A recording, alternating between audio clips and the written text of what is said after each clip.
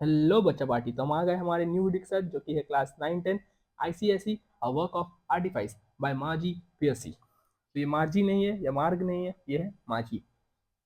तो सबसे पहले पेंसिल उठाइए, बुक उठाइए और अंडरलाइन करके पढ़ना शुरू करिए। तो ये लिख लीजिए, it is a metaphoric poem. तो मेटाफोरिक पोएम मतलब क्या होता है ये आप जान लीजिए। अब 9-10 में आप आ गए तो आपको ये जानना बहुत ज़रूरी है। मेटाफोर मतलब होता है, समझिए इधर बात हो रहा है किसी और चीज़ का, लेकिन दर्शाया कुछ और जा रहा है। जैसे कि ये पोएम में बात होगा बॉन्जाई ट्री का और गार्डनर का। तो बॉन्जाई ट्री को किससे मैच किया गया है? एक औरत से, माने समाज की औरतों से। और गार्डनर जो है वो है पार्टियार्कल सिस्टम या कि मेल डोमिनेटिंग सोसाइटी। आई होप क्लियर है। अंडरलाइन करके इसे लिख लीजिए पहले। अच्छा, अंडरलाइन करिए आर्टिफाइस और लिखिए an act of clever deception. Deception मतलब धोखा देना। मतलब यहाँ पर ही काम चल रहा है धोखाधड़ी का। आर्टिफाइस का और एक मतलब लिख लीजिए, ट्रिक्स्टर। एक काम एक ट्रिक्स्टर का, डिसीव करने वाले का। डिसीव मतलब भी धोखा देने वाले का। तो क्या धोखा हो रहा है, चलिए हम समझते हैं। एक बोनसाई ट्री और उसके माली के द्वारा। The bonsai tree. अच्छा, सबसे पहले मैं आपको एक बोनसाई ट्री दिखा देता हूँ कि वो कैसा दिखता है। ये देखिए। तो बच्चा पार्टी, ये जो बोनसाई ट्री है आपको दिख रहा होगा, ये चाइना में मिलता है। तो लिख लीजिए, चाइना में मिलता है। और ये पहाड़, जैसे बड़े बड़े पहाड़ होते हैं ना, उनके पास पाया जाता है। तो आपको दिख रहा होगा कैसे छोटा सा पॉट पे है। दिमाग में रखिएगा ये इमेज और पेंसिल उठा के लिखना शुरू करिए। The bonsai tree in the attractive pot could have grown 80 feet tall on the side of a mountain till split by lightning। मतलब एक जो बोनसाई ट्री है, एक पॉट में कितना अट्रैक्टिव लग रहा है, कितना सुंदर लग रहा है। और शायद ये 80 फीट टॉल इतना उग भी सकता था अगर ये माउंटेन के पास रहता। माउंटेन मतलब चाइना के माउंटेन के पास इसे पाया जाता है। ये कोना में उगता है और 80 फीट तक उग सकता है। लेकिन होता क्या है, कभी इसमें बिजली गिर जाता है, कभी इसे जानबूझ के काट लिया जाता है। अब तो ये शोपीस हो गया है। इंडिया अब हर जगह पाया जाता है ये। आप अगर कराटे किड मूवी देखिएगा तो उसमें भी उसमें दर्शाया गया है। तो अब इसका हम मेटाफोरिक वे में समझते हैं। द बोनसाई ट्री यानी कि the female of our society in the attractive pot. Attractive pot का मतलब हो गया वो घर में कितनी अच्छी लगती है, कन्फाइंड कितनी अच्छी लगती है। पॉट में है तो क्या है, वो उग सकती है पूरा कि कन्फाइंड हो चुकी है। कन्फाइंड मतलब उसे कैद कर दिया गया है। Could have grown 80 feet tall मतलब अगर उसे छोड़ा जाता, मतलब औरत को समाज की छोड़ा जाता, तो वो बहुत आगे तक जा सकती थी। But till split by lightning, लेकिन उसे क्या कर दिया गया है, उसे रोक दिया गया है। लाइटनिंग यहाँ पर ही हो गया है आउटसाइड। अंडरलाइन करिए लाइटनिंग, लिखिए आउटसाइड इन्वेडर्स। मेटाफोरिक वे में बता रहा हूँ, लाइटनिंग मतलब आउटसाइड इन्वेडर्स। बट उसे बचाने के लिए, किससे बचाने के लिए, आउटसाइड इन्वेडर से बचाने के लिए उसे रोक दिया गया है।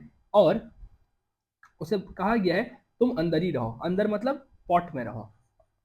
क्लियर है। Next, but a gardener carefully pruned it. अब देखिए, अंडरलाइन करिए गार्डनर और लिखिए मेल या फिर डोमिनेटिक सोसाइटी ऑफ मेल, या फिर it also describes the patriarchal system of India of और any country. I hope clear है। केयरफुली प्रून्ड इट, अंडरलाइन करिए प्रून और लिखिए ट्रिम। इसका मतलब, बट जो गार्डनर है उसे काट देता है, उसे बढ़ने नहीं देता है। किसे बढ़ने नहीं देता है? बॉन्साई ट्री को। मतलब एक औरत अगर बढ़ रही है तो उसे कौन काट देता है, उसका पर कौन काट देता है? एक मर्द काट देता है। क्लियर है। It is 9 inches high. वो उग कितना सकती थी? 80 फीट। लेकिन अब है बेचारी कितना? 9 इंचेस। कौन? Bonsai tree. मतलब इधर दर्शाया गया एक औरत अपना कैपेबिलिटी बहुत जा सकती है, बट वो उतना जा नहीं पा रही है। Every day, as he whittles back the branches, the gardener croons, "It is your nature to be small and cozy, domestic and weak." इसका मतलब, हर दिन जब भी गार्डनर, विटल्स मतलब भी अंडरलाइन करके लिखिए ट्रिम, जब भी ट्रिम करता है उस बोनसाई ट्री की ब्रांचेस को, तो वो क्रून करता है। क्रून अंडरलाइन करिए, लिखिए सिंगिंग इन अ हमिंग मैनर। जैसे होता है ना, जैसे कि कभी भी आप अगर कुछ काम कर रहे हैं तो हमें आदत है ना बड़बड़ाने की, मतलब गाने के इससे। तो क्रून्स मतलब वही होता है।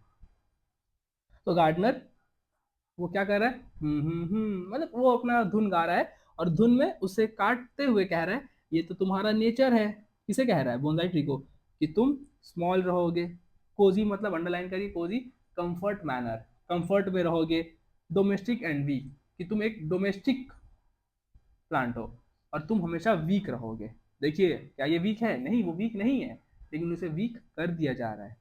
इसका मेटाफोरिक वे, हर दिन एक मर्द या पाट्रियार्कल सिस्टम ऑफ सोसाइटी याद दिलाता औरत को, उसके जो हद है उसे काट देता है, उसके ब्रांचेस को काट देता है, और उसे बार बार याद दिलाता है कि अरे ये तो तुम्हारा नेचर में है, औरत को घर में रहना चाहिए, औरत को इतना बाहर नहीं निकलना चाहिए, तुम मर्दों से कम हो, तुम्हें आराम की दरकार है, तुम घरेलू हो, तुम कमजोर हो। क्लियर है? How lucky little tree to have a pot to grow in, तुम कितने लकी हो little tree to have a pot to grow in, तुम्हें एक पॉट मिला है उगने के लिए। वो उग कहाँ रहा था? पहाड़ के किनारे, मतलब एक मस्त इंसान बन के निकली थी। मतलब वो जो पॉट में अब उग रहा है ना, तो पॉट मतलब क्या, उसे छोटा कर दिया गया उसका सराउंडिंग, तो उसे बताया जा रहा है अरे तुम कितना लकी हो लिटिल ट्री, तुम्हें तो एक पॉट मिल रहा है। समझ आ रहा है? तो इधर क्या हो रहा है, औरत को डिसीव किया जा रहा है, उल्लू बनाया जा रहा है, उसको जितना बढ़ना है उतना बढ़ने नहीं दिया जा रहा, उसको बल्कि कहा जा रहा है देखो तुम्हारा कितना अच्छा है ना, तुम तो एक पॉट में आराम से उग रहे हो, कितना अट्रैक्टिव लग रहे हो, उसे सब डिसीव किया जा रहा है, धोखा दिया जा रहा है। With living creatures, one must begin very early to dwarf their growth. The bound feet, the crippled brain, the hair in curlers, the hands you love to touch. इसका मतलब कि जो वुमेन है या जो बोनसाई ट्री है, उसका growth को रोक दिया गया है, वो अब बौना हो चुका है। डॉफ मतलब क्या हो गया?